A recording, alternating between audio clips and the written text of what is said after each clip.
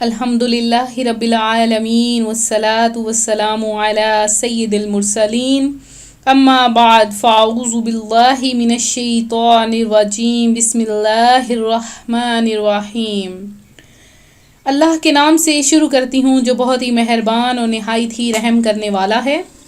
روحانی وظائف چینل کی طرف سے تمام ویورز کو السلام علیکم ورحمۃ اللہ وبرکاتہ۔ میں اپنا چینل روحانی وظائف کے ساتھ آج آپ کی خدمت میں خواجہ غریب نواز رحمۃ اللہ علیہ کی چھٹی شریف کا ایک ایسا وظیفہ لائی ہوں جو آپ کی زندگیوں میں بہار لے آئے گا اور آپ کی زندگی کو بدل کر رکھ دے گا۔ یہ ایک ایسا انمول وظیفہ ہے کہ اگر خواجہ غریب نواز چشتی اجمیری رحمۃ اللہ علیہ کے عرس مبارک پر آپ یہ وظیفہ کریں گے تو اس وظیفے کی برکت سے آپ کی زندگیوں میں بہاریں آ جائیں گی، آپ کی ہر حاجت مراد پوری ہو جائے گی۔ تو اللہ کے ولی پر بھروسہ کرتے ہوئے آپ لوگ یہ وظیفہ کریں، انشاءاللہ تعالی اس وظیفے کی برکت سے آپ کی خالی جھولیاں آپ رحمتوں اور مرادوں سے بھر جائیں گی۔ تو جو کوئی صاحب اولاد ہونا چاہتا ہے وہ یہ عمل ضرور کریں، انشاءاللہ تعالی آپ کی خالی جھولیاں بھر جائیں گی۔ تو پیارے آقا مدینے والے مصطفیٰ صلی اللہ علیہ وآلہ وسلم نے ارشاد فرمایا ہے کہ جس نے مجھ پر 100 مرتبہ درود پاک پڑھا، اللہ پاک اس کی دونوں آنکھوں کے درمیان لکھ دیتا ہے کہ یہ نفاق اور جہنم کی آگ سے آزاد ہے اور اسے بروز قیامت شہداء کے ساتھ رکھا جائے گا۔ تو میں اپنا وظیفہ شروع کروں گی، اس سے پہلے میں اپنے تمام نئے آنے والے ویور سے گزارش کرتی ہوں کہ ہمارا چینل روحانی وظائف کو ضرور سبسکرائب کر لیں اور بیل آئیکن کا بٹن بھی پریس کریں تاکہ ہر آنے والی نئی ویڈیو سب سے پہلے آپ تک پہنچ جائے۔ ویڈیو کو لائک کرنا ہرگز نہ بھولیں۔ ماہ رجب المرجب اپنی خوشبوئیں لوٹاتا اور رحمتیں بکھیرتا ہمارے درمیان جلوہ گر ہو گیا ہے۔ ماہ رجب المرجب کے جہاں بے شمار فضائل ہیں، وہی اس مہینے کو ایک بزرگ ہستی خواجہ غریب نواز معین الدین سید حسن چشتی اجمیری رحمۃ اللہ علیہ سے بھی نسبت حاصل ہے۔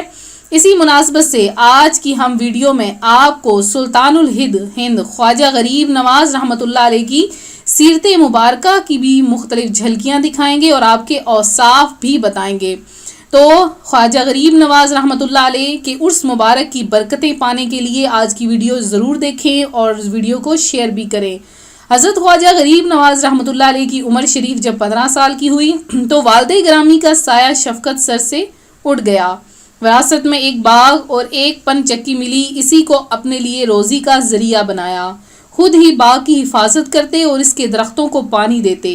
ایک روز آپ رحمۃ اللہ علیہ اپنے باغ میں پودوں کو پانی دے رہے تھے کہ اس دور کے مشہور مجذوب حضرت ابراہیم کندوزی رحمۃ اللہ علیہ باغ میں داخل ہو گئے۔ جو ہی آپ رحمۃ اللہ علیہ کی نظر اس اللہ کے نیک بندے پر پڑی، فوراً سارا کام چھوڑ کر دوڑے اور سلام کر کے ہاتھوں کو چوما اور نہایت ہی ادب کے سے ایک درخت کے سائے میں بٹھایا۔ پھر ان کے خدمت میں تازہ انگوروں کا ایک خوشہ انتہائی عاجزی کے ساتھ پیش کیا اور 2 زانو ہو کر بیٹھ گئے۔ اللہ کریم کے ولی کو اس نوجوان کا یہ ادب اور انداز اچھا لگا تو خوش ہو کر ایک خشک روٹی کا ٹکڑا نکالا اور چبا کر خواجہ غریب نواز کے منہ میں ڈال دیا۔ روٹی کا ٹکڑا جو ہی حلق سے نیچے اترا، خواجہ صاحب کے دل کی کیفیت بدل گئی اور دل میں نور معرفت چمکنے لگا۔ خواجہ غریب نواز رحمۃ اللہ علیہ نے باغ، پنچکی اور ساز و سامان بیچ ڈالا، ساری قیمت فقراء و مساکین میں تقسیم کر دی اور علم دین حاصل کرنے کے لیے راہ خدا کے مسافر بن گئے کہ نگاہ ولی میں وہ تاثیر دیکھی، بدلتی ہزاروں کی تقدیر دیکھی۔ تو مشہور مقولہ ہے کہ با ادب با نصیب، بے ادب بے نصیب، یعنی جو ادب کرتا ہے اس کا نصیب اچھا ہوتا ہے۔ ادب انسان کو بہت بلند صفات کا حامل بنا دیتا ہے۔ ادب ایسی شے ہے جس کے ذریعے انسان دنیوی و اخروی نعمتیں حاصل کر لیتا ہے۔ ادب ایسی سیڑھی ہے جو انسان کو ترقی کی منزلوں پر پہنچا دیتی ہے۔ اللہ والوں کا ادب و احترام قسمت والوں کو ہی نصیب ہوتا ہے اور ان کے ادب و احترام کی وجہ سے اللہ پاک بندوں کو بے شمار انعامات سے نوازتا ہے۔ تو آج میں یہ کہوں گی کہ اگر روحانی وظائف کے ویورز کو خواجہ غریب نواز رحمۃ اللہ علیہ اور اللہ کے دوسرے ولیوں کا ادب ہے تو وہ منزل تک پہنچ جائیں گے. اگر ادب نہیں ہے تو کبھی بھی منزل تک نہیں پہنچیں گے. یقیناً ادب کی وجہ سے اللہ پاک نے خواجہ غریب نواز کو ولایت کا ایسا عظیم الشان منصب عطا فرمایا کہ آپ کی نگاہ ولایت سے گناہگاروں کو توبہ کی اور غیر مسلموں کو ایمان کی دولت نصیب ہوئی. چنانچہ ایک دن 7 غیر مسلم آپ رحمۃ اللہ علیہ کے پاس آئے تو آپ رحمۃ اللہ علیہ نے ان پر اپنی نظر ڈالی تو ان کے چہروں کے رنگ زرد ہو گئے اور ان کے ہاتھ پاؤں پر لرزہ طاری ہو گیا. تو اب وہ آپ رحمۃ اللہ علیہ کے قدموں میں گر گئے. آپ نے فرمایا اے دین حق سے دور رہنے والو، تمہیں شرم نہیں آتی کہ تم غیر خدا کی عبادت کرتے ہو؟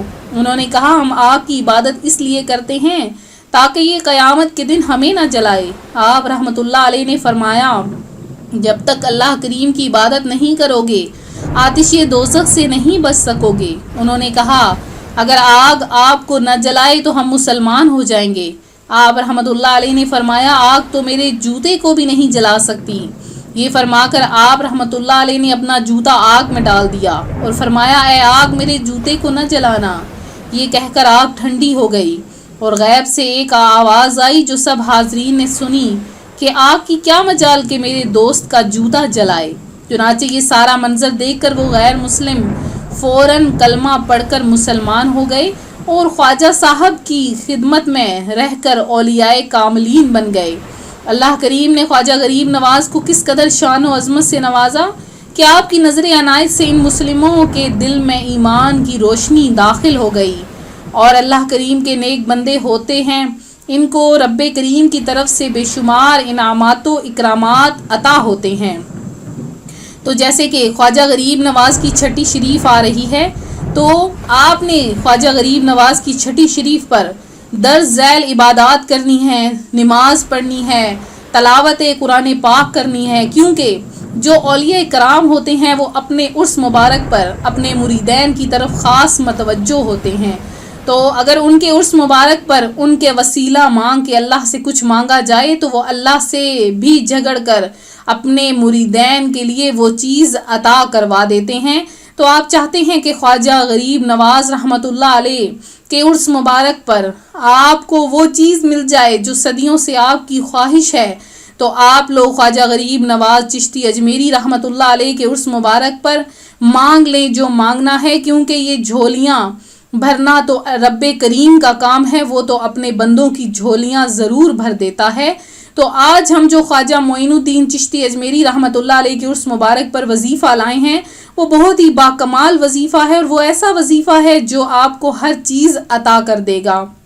وظیفہ آپ نے کیا کرنا ہے کہ فجر کی نماز سے لے کے عشاء کی نماز تک آپ نے جیسے ہی 6 رجب آئے، 6 رجب بن رہی ہے، اتوار کے دن 6 رجب بن رہی ہے، تو آپ نے 6 رجب کو جب جیسے ہی چاند نظر آئے اس وقت بھی آپ یہ عمل کر سکتے ہیں، یعنی 6 رجب کا جب چاند نظر آئے گا، یا آپ صبح فجر سے لے کے عشاء کی نماز تک بھی یہ کسی بھی وقت آپ عمل کر سکتے ہیں کہ کسی بھی فرض نماز کے بعد آپ نے اپنے سامنے کوئی میٹھی چیز حلوہ بنا لینا ہے یا کوئی مٹھائی وغیرہ رکھ لینی ہے، کوئی بھی میٹھی چیز ہو جس پر آپ ختم وغیرہ دلوا سکیں، ایصال ثواب کر سکیں. اور اس کے اوپر آپ نے کیا پڑھنا ہے، اول آخر آپ نے پہلے تو 11 بار درود پاک پڑھنا ہے، پھر آپ نے سورہ یاسین شریف پڑھنی ہے، اور سورہ یاسین میں 7 مبین ہوتی ہیں، ہر مبین پر رک جانا ہے، اور مبین پر جب آپ رکیں گے تو ہر مبین پر آپ نے 11 بار درود پاک پڑھنا ہے اور 11 بار آپ نے یا وہابو پڑھنا ہے. اور یہ معین الدین چشتی اجمیری اللہ تبارک و تعالیٰ کے بہت بڑے ولی اللہ تھے، اور آج بھی آپ کی چھٹی شریف بہت ذوق و شوق سے منائی جاتی ہے. حضرت خواجہ معین الدین چشتی اجمیری کی عبادت سے محبت کا یہ عالم تھا کہ آپ رحمۃ اللہ علیہ ساری رات عبادت الہی میں مصروف رہتے، حتیٰ کہ عشاء کے وضو سے نماز فجر ادا کرتے.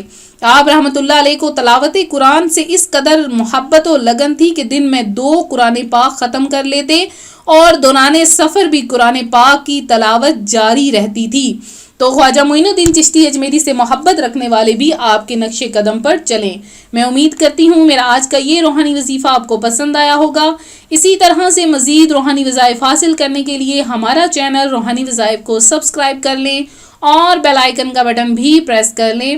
ویڈیو کو لائک کرنا ہرگز نہ بھولیں۔ جن بہنوں بھائیوں نے دعا میں حصہ لینا ہے، خواجہ معین الدین چشتی اجمیری کی چھٹی شریف پر خصوصی دعا کا اہتمام کروایا جا رہا ہے، تو آپ لوگ بھی خصوصی دعا میں شامل ہو جائیں۔